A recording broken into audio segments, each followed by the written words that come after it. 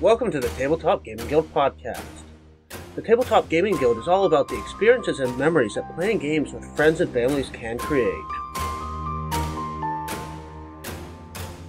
Today on episode 9, we're going to be talking about the Rondel mechanic and what it is and how it applies to games. As always, your host, James Wilson and Nathan Wilson. And we're going to start it off by the brief definition of what the Rondel mechanic actually is. So, according to BGG, the definition of a Rondel is a game in one where players choose... This is the worst English ever. I'm going to quickly reword this. So, a Rondel game is one where a player's choice of actions is limited by the ability to move around the rondel, and so are restricted from taking the same action repeatedly. A player is usually able to move farther around a rondel by paying a cost. So that is not a good definition because it has the name in the definition. But basically a rondel is going to be any sort of track, whether it's circular, linear, or whatever, where a player gets to pick what action they want as far along as the track in one direction as they want to go. And what will happen is they'll get to do that action, but then they don't get to go again until they're the last player on the track. So what that means is every other player that's behind them gets to select how far along they go the track to do those actions until they pass that player. It's a lot narrower in use and easier to comprehend than, say, the asymmetric games that we talked about. This should be a straightforward episode, and we'll get to talk in detail about the games that the mechanism creates. There's actually not that many games that use this mechanic.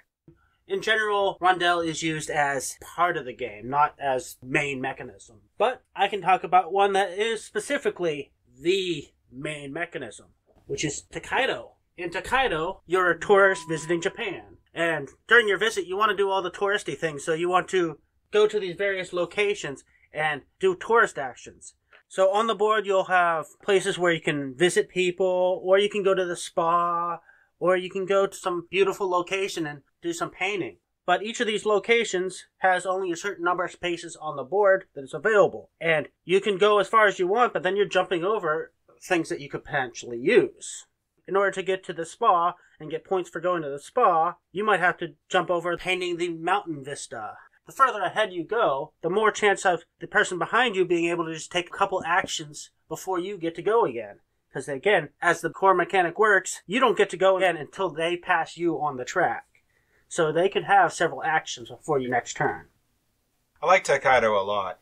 It was an interesting game. I like the set collection of paintings. I like the push your luck where you're trying to get to the inn first so you can get the best food items.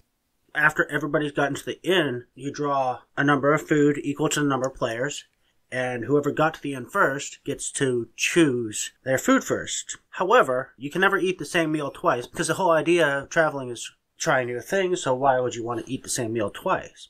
However, if you cannot get a food, because either you don't have enough money for what food's available, or the only one left available to you is one you already have eaten, then you lose a significant chunk of points for not getting a food that round. You also have souvenirs that are exponential growth points.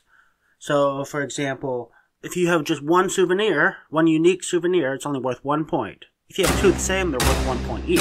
But if you have a set of 2 different souvenirs, it's worth 4 points. If you have a set of 3 different souvenirs, it's worth 9 points.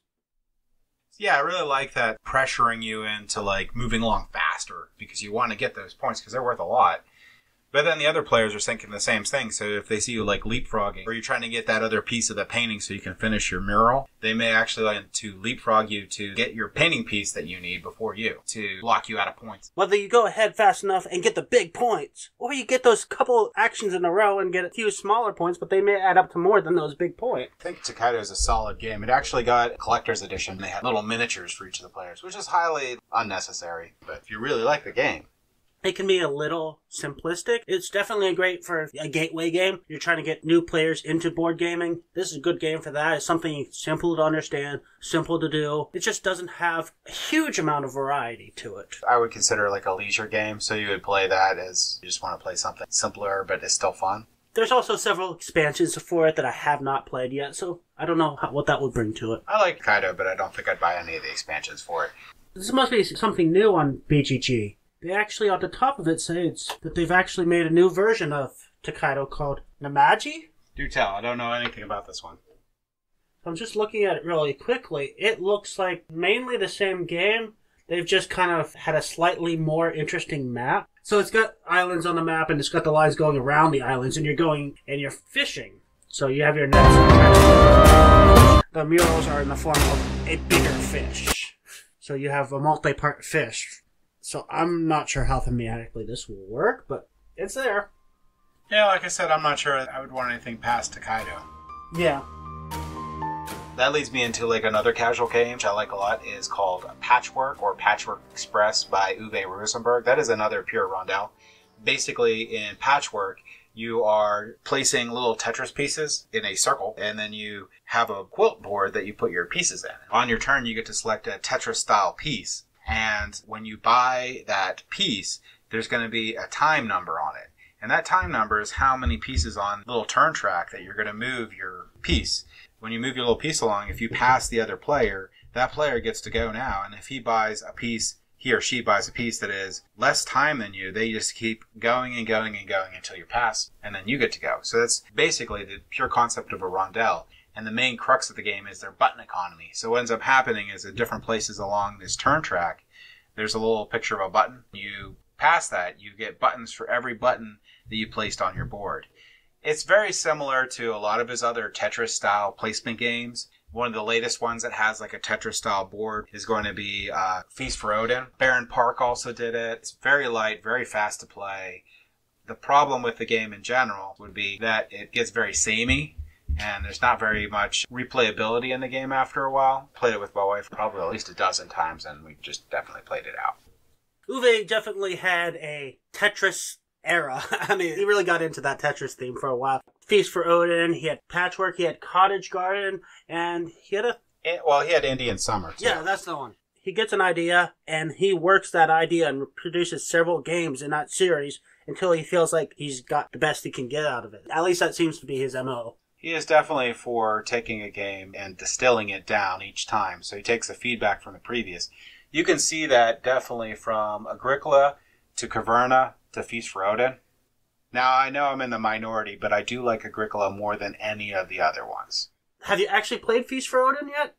I have read the rulebook, and I've put it down, and then I put it back away. Feast for Odin, I think, has the issue of looking completely intimidated but not being.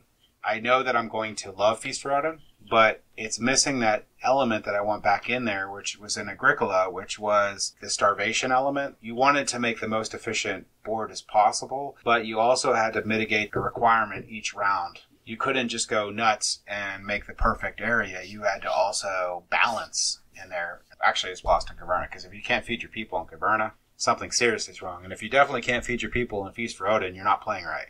I think most people just didn't like having to feed your people mechanic, mainly because when Agricola came out, suddenly everybody was doing it. And I think people got tired of it because, there were suddenly 12 different games doing the same thing. Not that it's a bad mechanic, not that it's not a great game. It is a great game, and it is a great mechanic. It just got overplayed for a while, and people kind of backlashed against that.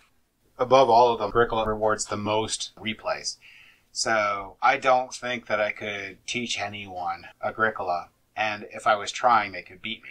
I don't think it's possible. It's a rougher game where I can explain Caverna and someone could get into it pretty quickly. Ish. The other big thing that they took out for Caverna somewhat, and then even more so for Feast for Odin, is the nastiness that Agricola can have. You can be going for something specific. Somebody might completely block you on the last turn, and you may not be able to do that at all. Feast for Odin, there's always another way you can do what you're trying to do. It may not be as good as the one you want to do, but there's always some other options. You have like 100 different things you can choose from. Yeah, there's a lot in the Feast for Odin. I'm really excited to put that out and playing it, but yeah, that gets into Agricola where if you think linearly in it, like I need to feed my people, I need to get these points. And I'm going to get these points X way, and I'm going to feed my people Y way. You can't beat a person that's played it a lot. I've played it, no kidding, probably over 30 times. Without going through the game, they're not going to know what the possibilities are. They get flipped. And then when you get into cards, it gets even more complicated because they have different complex decks that you can take, or the common decks where you can occupations that can help you get bonuses in it. And if you're good at the game, you're going to see what the other player's bonus is. You know what your bonus is. You create your multi-tiered strategy and you prevent them from doing their bonus. To clarify what he's talking about is, as the game progresses, you have actions that are somewhat randomized, and those are flipped over, so you got extra actions that can be taken. You know, a new player's not necessarily going to even know what's possible to come up, let alone be able to strategize for the future. Yeah, you can go through it with them, but they're not going to remember every single thing that they could do in the future. Or even understand what some of the things are really important, like family growth. They won't understand that you have to build the kilns and stuff. Like if you're going to get a cow, you either need to decide whether you're going to get points or you're going to feed your people with it. Or they have to play a couple of games before they can really get into it.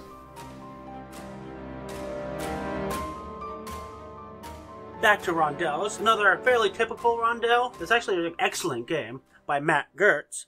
Is Imperial 2030. This is a game that's about 10 years old now, and it combines economic investment, stock market style game, with political manipulation. So you actually got the world map, and you're moving countries around and trying to take over other countries with their forces, but you're not actually any of these countries. Well, you don't start off controlling any countries.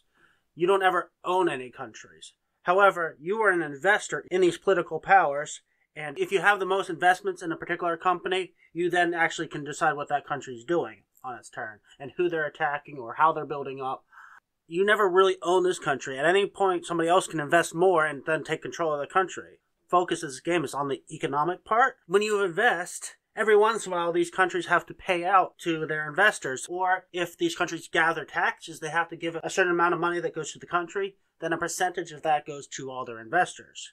So where the Rondel comes into this is simply there's a little circle on the bottom left of the board that shows what actions you can take. You can either build factories for a country that you have influence over, or you can move your units around, or have them get taxes so you're getting money as well as the country. Now the key of this circle is you're moving clockwise on the circle. You can never go counterclockwise. You decide how far you go around the circle, and everybody else on their turn does the same thing. So it's like you're skipping over things that could be very good for you in order to get something that's even better. You don't want to go too fast or you've lost a lot of actions you can take. And that is Imperial 2030. That sounds like a really cool game. I've actually never played that before. Do you own that game, or did you just play it? Actually, I played it at Granite State Gaming a couple years ago. Very excellent game. It's an older game, never really got a huge amount of buzz. I think it deserves a lot more, but it's more for the Euro-style players. It's not glamorous, it's not a beautiful production. It's straightforward, clinical, pure strategy. There's no luck in this game. In fact, the combat in this game is just 1-to-1. So if you attack with 2 units against a person with 1 unit, you each lose 1 unit. The person with 2 units has their 1 unit left, so they win. Yeah, if you love Euro games, this is a great one to try out. And I do.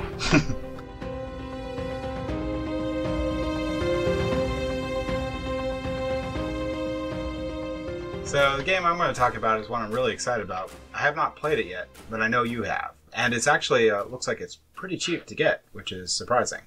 But it's called Quan, City of Gods. In Con, you're going to play in Mesoamerica, command a force of worker dice, and the whole entire board is a Rondel. Through this game, it's going to give you the ability to take those worker dice, and every time you move around, the worker dice are going to gain in strength. I do like the idea that the entire board's a Rondel, and it has this really cool, like, Mahjong tile-looking thing in the middle that is the step pyramid. Because of the way it's laid out where you're going around the board, it is often hard to see the action you're trying to take on the other side of the board. So a player aid where it shows maybe the Rondel in front of you and the actions for each section would be great, or just a bigger board so you can see the iconography and text better. Yeah, I think I'm definitely going to pick up this game regardless of that, and I probably will print out like a sheet for each player that shows all the game spaces. Yes. Tzolk'in and Con had an issue with was they're only up to 4 players, which I understand I wouldn't want to have more players with it because the game is balanced for that. But I generally have 5 people playing at any one time. You mentioned Tzolk'in. I have that as a modified Rondel. It's not, strictly speaking, a Rondel. In Tzolk'in, what they do is you have gears on the board, and rather than skipping actions, what you're actually doing is you're putting down your meeple on the board and waiting it. So when you place your meeple, you don't actually take any actions. Your action is actually just to place the meeple. But every turn you wait, your meeple progresses on these cogs that actually physically turn on the board. And the longer you wait, the better action you get. So it's kind of almost a reverse Rondel. Instead of jumping forward and taking a better action now, you're waiting to take a better action later. I don't know, that game, it just looks awesome. Yeah, the cogs are really cool. It's a gimmick, but it's a gimmick that works and actually is functional in the game. It'd be really hard to do this game and actually make it work without cogs. Yeah, definitely got to get this game played. So that was Soken and Teatwe Quan.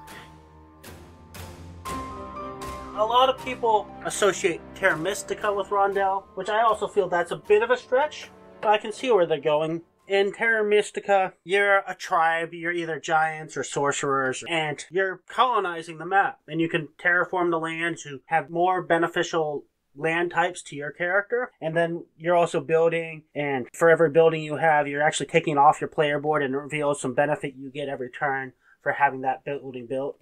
So it's a nice way of very visually representing what buildings do, what actions effects are. So you get these circle tokens that represent your power, and every time you use those power, it moves on this rondel. There's some action you can take to actually gain more power, and so move it on this little rondel, and you can only actually use any power that's in your last position on this rondel. So it's not really an action selection so much as point spending. So it's not a typical rondel in any way. This is more an adaptation on the concept of rondel. Still sounds pretty cool. I think also Gaia Project has the same mechanism in it too. It's just like a space theme over top of it. Gaia's Project is an update on Terra Mystica, a retheming. I've not actually had a chance to play it, because Terra Mystica's fun. I don't need another one, basically. Yeah. I don't know. I definitely want to play one of the two of them. Gaia Project, I know they have it on sale at my local game store, so it might actually end up being mine eventually. I just like the idea of the managing of magic and the abstract area control, where you convert the land into what you need to be able to be habitable for you. So you're basically creating an additional restriction into moving into other territories. And the asymmetric powers that have really cool. So it's just one of those games that looks really neat. I know a lot of people like it, and it's way, way up on my playlist too. Yeah, I'd say play it twice, a minimum of twice, because the first time I played it, I didn't like it at all. I thought it was boring, and it was not very interesting at all. It didn't grab my attention. But I actually liked it a lot more with the second playthrough. It was like, once I understood what was going on, and what the real effects of everything I was doing was having, then it was more enjoyable. Yeah, and I like games that reward replayability and more complex. My family, we play games, over and over again, so for me so much that wouldn't be an issue. I'm not so much into the Cult of the New, although I would be if I could afford it. But those are both up there. Any other Rondel-style games that you were thinking about that you like? Yeah, I also listed Porto Negra. Now, Porto Negra takes half the concept of Rondel. So, you got a circular board, and you're moving along the board. You can only move clockwise, and where you are in the board determines what action you have.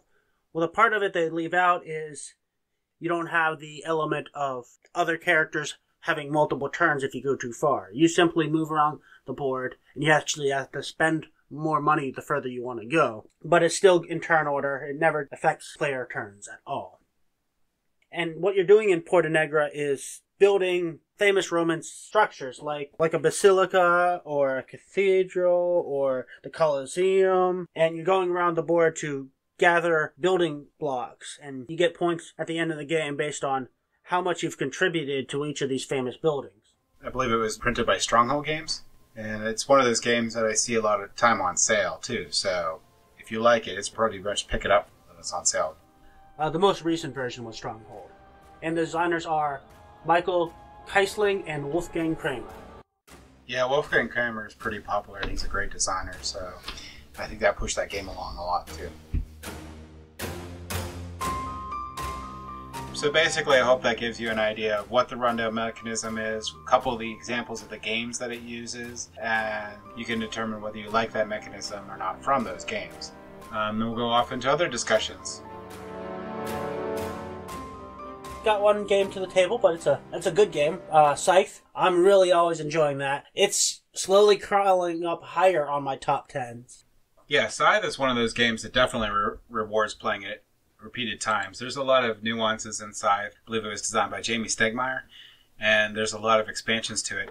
Scythe, the base game, I liked a lot, but basically Scythe is under the guise of being a mech combat game with all these really cool mechs and all these factions that you play, and this giant map that you're trying to race to the center on.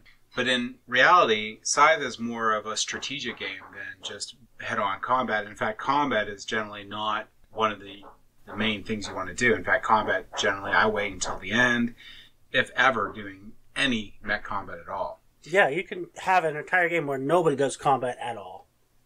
And normally when I'm using the mechs, I'm using them to actually carry workers around to help with the movement, to be able to produce in more areas. And one of the really cool things I really liked about Scythe was that when you produced goods, they actually stayed in the region that you produced them in until you used them. So it sort of made like a carrot for anyone that wants to go around and like attack you just to steal your goods. But it does come in a downfall. For every worker that you make flee, you lose a reputation. And reputation at the end is actually in this matrix grid that determines how many points you get. There's a lot of push and pull in the game, and there's a lot of different nuances. And I really like the combat mechanic in the game too. Basically, you're going to use power cards, and then you can devote as many power cards as you have mechs or leader in the combat. And that ups your combat rating, and also you can devote as much power as you have on your track to also add to that. But then if you get attacked again or do anything like that, you will have less power, and that actually is one of the things you can use to gain more points. So there's a lot to this game. Jamie Stegmaier's designer of this game, he did a really good job of combining a lot of different mechanics without making them ever feel forced together. A lot of things that you wouldn't think would work, like a mech combat game combined with like a resource gathering, almost like a farming element. But it works very well, and it does very much encourage you to go for a couple different strategies at any given time. And you don't have to go over everything. You can kind of pick and choose what you want to aim for, and then you generally, maybe later in the game, you'll do the other stuff a little bit. At some point, you're definitely going to do everything. If you play this game a couple times, you're going to have tried every strategy and every objective you could go for, but it's how you pair them together that gives a lot of variety in how you play the game. I know a lot of people didn't like this part, but I really do like where you get your last star on there, the game immediately ends. Like, you can focus on your own stuff, but the game really is in paying attention to what your opponents are doing. Even though the early part of the game, you're sort of just on your own, but you do have to pay attention to other players. You can't just do your own thing and expect to win. With more players especially, yes. If you don't like that, one of the expansions, Scythe the Wind Gambit, not only did it give you really cool battleships, it gave you alternate end conditions, which also fits the theme of the game. You got these really cool battleships, but they don't really like blow stuff up. You can use them for transporting, you can use them for other things. There's a module in there that does allow them to attack, but in general, that lets you have variability on the end game mechanics. Like you do King of the Hill, the person that holds a factory in the middle for the longest. You can do when person gets his last star, everyone else gets one more turn. I do like the base rules best for that, but I have no problem playing with random end conditions. The Invaders from Afar expansion was really good too. It added 2 more factions in there. You also have Rise of Fenris, one I know you haven't played yet. I've unboxed it, but I haven't played it yet. Big part of the reason why I'm playing the base game right now is I want to get Rise of Fenris out. You know, I want to get a couple playthroughs of the base game before I get into expansion in. Yeah, well, when you come over, you can play a fully painted one. Well, except for Rise of Fenris, I didn't finish painting it. Rise of Fenris, what it does is it adds a campaign element to the game. So you're going through 8 different scenarios, and whatever happens in each scenario can carry over to the next scenario. It does have a slight legacy element in that you have these tuck boxes that you can open up in certain situations. So I'm excited to find out what comes out of these tuck boxes. Now, to be clear, the Rise of Fenris campaign is not cooperative, but I believe there's a cooperative mode inside of it. Well, another thing that's super exciting about Scythe is they have Scythe module boards coming out. So they give you the ability to randomize the Scythe board before you play. Ooh. You also have variable faction setup too. That's coming out this year. Definitely going to pick this up. The only thing I don't own inside the Scythe Encounters, which is that little box of fan encounter cards. Yeah, the encounter cards I really do enjoy. You can go to a certain spot on the board. Oh, you might find a broken down old mech, and you can have 3 options. You can either help the farmer rebuild this mech and get some food out of it, or you can kind of con him into selling it to you for scrap, or you could just straight up steal it from them. They add a lot of flavor to the game, which is really cool. So this breaks it up and you get something interesting to think about. So I'll probably pick those up, and I know it recommends playing them separately. I might do that first, but eventually mix them in with the rest of them and have like a mega encounter deck, so it's just unique each time. It sounds really cool. One of the things I wanted to talk about is Tabletop Gaming Guild has a Butler Area Library Game Day, July 27th, 11 a.m. to 3:30 p.m. We run the game day quarterly at the library. It's a lot of fun. Last time we had 38 people, which in our smaller community, that's really good for us. We like it a lot. The Friends of the Library had a fundraiser where they sold hot dogs when we had free coffee. It was just great. So if you're in and around the Butler area, we highly recommend showing up for this event. Also, there's the Slippery Rock Con, which is going to be November 1st through the 3rd. If you're in and around Butler, it's relatively inexpensive. I believe it's going to be like $10 a day. And they rented out the entire Camp Ukoko. So I wasn't paying attention. What dates did you say those were? Okay, so Slippery Rock Con is going to be the 1st to the 3rd of November. It's going to be at Camp Ukoko in Slippery Rock, PA. The event is being organized by Ron Rumble, and it's in benefit of the Slippery Rock Area Library. All proceeds will go to them. They have role-playing games, miniature war games, board and card games, which is where I'm at. They'll have cosplay, live-action role-play. They're going to have a full cafeteria, a lot of different events during this time. So it's just going to be a lot of fun. It's going to be casual, nice, and great. It's going to be like a great nerd camp getaway. Thank you for listening to Tabletop Gaming Guild. I hope you learned a lot about the Rondel gaming mechanism and are interested in trying out some of these games. Next time, please join us for episode 10. Thank you for listening to our podcast. Please like us on Facebook, follow us on Instagram and Twitter, join our BGG Guild, guild number 2989, or you could join our guild by going to tabletopgamingguild.com/guild. You can also join our Slack channel where we're going to discuss board game related topics and our next podcasts. You can also visit our website, tabletopgamingguild.com, and you can email us at tabletopgamingguild@gmail.com. The Tabletop Gaming Guild podcast is a product of Tabletop Gaming Guild, LLC. All rights reserved. Thanks again for listening.